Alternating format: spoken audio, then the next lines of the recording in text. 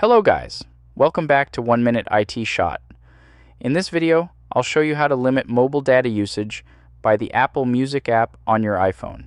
This is useful if you have a limited data plan and want to prevent Apple Music from using your cellular data. Let's get started. First, open the Settings app on your iPhone. Scroll down and tap Apps. Now scroll down to the M section and select Music. Here, scroll down and find the option Download over cellular. Make sure this option is turned off. When this is disabled, Apple Music will only download songs when your iPhone is connected to Wi-Fi, which helps save your mobile data. Next, scroll back up and find the cellular data option. If you don't want Apple Music to use mobile data at all, turn this option off. After disabling it, Apple Music will only work for streaming and downloads when you're connected to a Wi-Fi network. And that's it.